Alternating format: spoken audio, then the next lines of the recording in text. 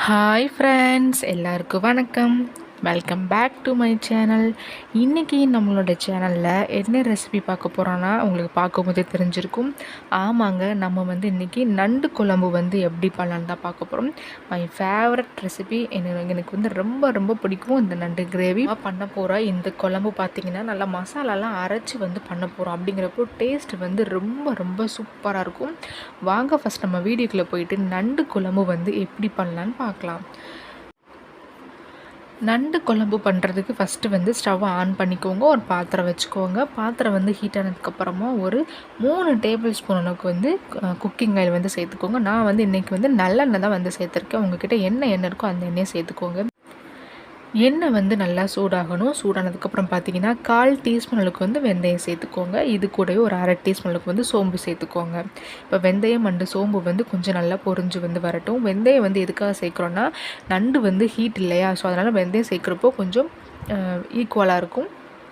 இப்போது சோம்பு அண்டு வெந்தயம் நல்லா பொரிஞ்சு வந்ததுக்கப்புறமா அடுப்பை சிம்மில் வச்சுட்டு வெங்காயம் சேர்த்துக்கோங்க. முக்கியமாக நீங்கள் சின்ன வெங்காயம் சேர்க்குறதுக்கு ட்ரை பண்ணுங்கள். சின்ன வெங்காயம் இல்லாத பட்சத்துக்கு நீங்கள் பெரிய வெங்காயம் சேர்த்துக்கலாம். நான் ஒரு 20 சின்ன வெங்காயத்தை கொஞ்சம் இந்த மாதிரி சின்னதாக கட் பண்ணி வச்சுருக்கேன். இப்போ வெங்காயத்து கூட பார்த்திங்கன்னா ஒரு 10 பல்லு பூண்டு அதை நான் தட்டி சேர்த்துருக்கேன். இப்போ வெங்காயம் பூண்டு நல்லா வதங்கட்டும்.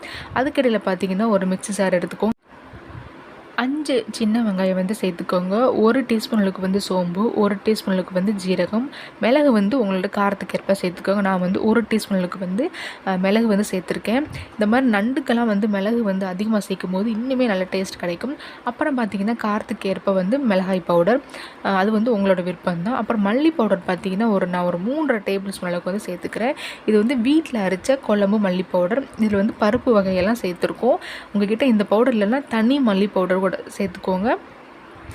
இப்போது இது எல்லாத்தையுமே பார்த்திங்கன்னா நல்லா அரைச்சிக்கோங்க. நீங்கள் தண்ணி சேர்த்தும் அரைக்கலாம், தண்ணி சேர்க்காமலும் அரைச்சிக்கலாம். நான் இன்றைக்கி தண்ணி சேர்க்காமலே நல்லா கிரைண்ட் பண்ணி எடுத்துகிட்டு வந்திருக்கேன். உங்களுக்கு சப்போஸ் அரைக்கலைன்றால் நீங்கள் தண்ணி கூட சேர்த்து நல்லா பேஸ்ட் மாதிரி அரைச்சி எடுத்துக்கோங்க.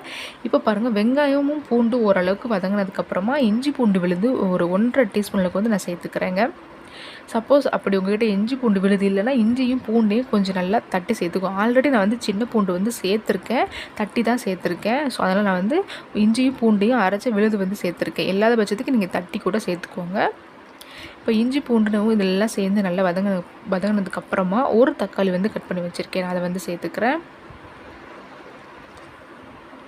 இப்போ தக்காளியுமே பார்த்தீங்கன்னா கொஞ்சம் நல்லா மசிஞ்சு வரட்டும்.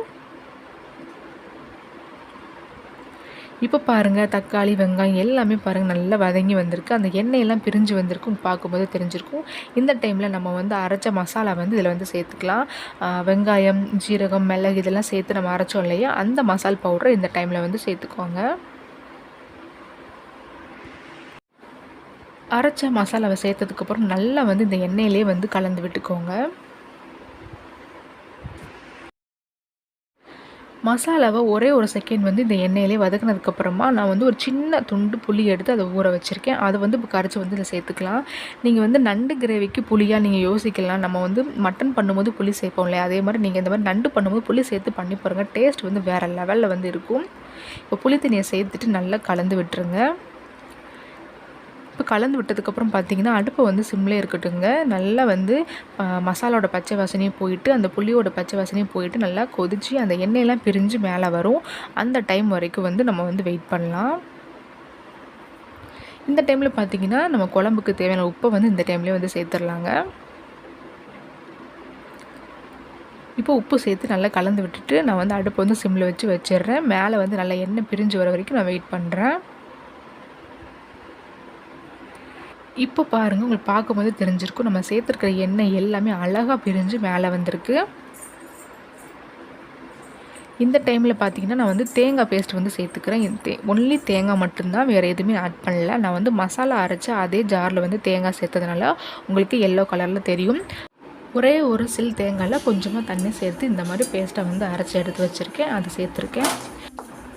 தேங்காய் சேர்த்து இந்த மாதிரி நல்லா மிக்ஸ் பண்ணிக்கோங்க. அதுக்கப்புறம் பார்த்திங்கன்னா இந்த கிரேவிக்கு தேவையான அளவுக்கு தண்ணி இந்த டைமில் நம்ம சேர்த்துடலாம். உங்களுக்கு கெட்டியாக வேணும்னா கம்மியாக சேர்த்துக்கோங்க. கொஞ்சம் நல்ல தண்ணியாக வேணும்னா நீங்கள் அதிகமாகவே சேர்த்துக்கலாம்.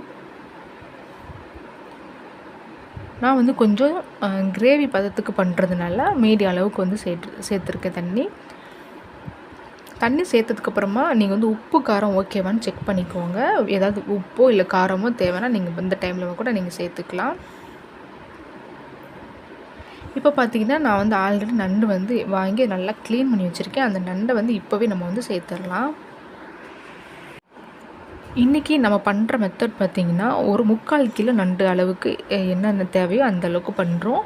ஸோ நான் வந்து இன்றைக்கி 3/4 கிலோ நண்டுக்கு தேவையான அளவுக்கு வந்து மசாலாலாம் சேர்த்து நம்ம அரைச்சி பண்ணியிருக்கோம்.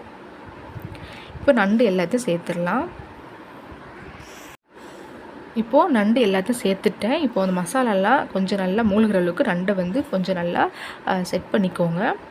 இந்த டைமில் பார்த்திங்கன்னா மூடி போட்டு க்ளோஸ் பண்ணி வச்சுட்டு ஒரு 10 to 15 நிமிஷம் வந்து லோ ஃப்ளேம்லேயே வந்து வேகணும். நண்டு வந்து எப்படி வெந்துருச்சுன்னு கண்டுபிடிக்கணும்னா அதோட தோல் எல்லாமே பார்த்திங்கன்னா ஆரஞ்சு கலரில் வந்து நல்லா அழகாக மாறி வந்துடும்.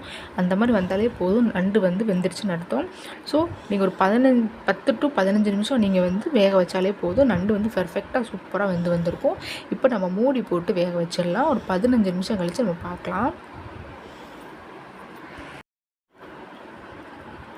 இப்போது ஒரு 15 நிமிஷம் ஆயிடுச்சுங்க. நண்டு பாருங்கள் சூப்பராக நல்ல ஃப்ளேவர் வந்து நல்லா வருது. உங்களுக்கு சளி, இருமல் இந்த மாதிரி பிரச்சனை இருந்ததுன்னா ஒன்லி நீங்கள் வந்து இந்த குழம்பு மட்டும் அந்த சாராக எடுத்து குடித்தாலே போதும், சளியெல்லாம் பறந்து ஓடிடும். அவ்வளோ சூப்பரு அண்டு ஹெல்த்தியான ஒரு ரெசிபி தான் நண்டு குழம்பு. இந்த டைமில் பார்த்தீங்கன்னா ஃபைனலாக நான் வந்து கொஞ்சமாக கொத்தமல்லி தலையை மட்டும் மேலே வந்து தூவியிருக்கேன். நீங்கள் விருப்பப்பட்டால் இந்த டைமில் ஒரு 1/2 ஸ்பூன் அளவுக்கு கரம் மசாலா கூட சேர்த்துக்கலாம். ஃப்ளேவர் வந்து ரொம்ப நல்லாயிருக்கும். நம்ம அடுப்பை வந்து ஆஃப் பண்ணிடலாங்க. நம்மளோட நண்டு கிரேவி வந்து சூப்பராக வந்து ரெடி ஆகிடுச்சு. நல்லா சூடான சாதம் வச்சு நீங்கள் வந்து நல்லா இதை பிசைஞ்சு சாப்பிட்டிங்கன்னா டேஸ்ட்டு வந்து அடிச்சுக்கவே முடியாது, செம்மையாக இருக்கும். இந்த வர நண்டு வாங்கினீங்கன்னா கண்டிப்பாக இந்த கிராமத்து முறையில் பண்ணின நண்டு குழம்பை வந்து உங்கள் வீட்டில் ட்ரை பண்ணி பாருங்கள். உங்கள் வீட்டில் எல்லாேருக்கும் நிச்சயமாக வந்து ரொம்பவே பிடிக்கும். ஏன்னா டேஸ்ட்டு வந்து அவ்வளோ சூப்பராக இருந்துச்சுங்க. ட்ரை பண்ணி பார்த்துட்டு கமெண்ட் பாக்ஸில் வந்து கமெண்ட் பண்ணுங்கள்.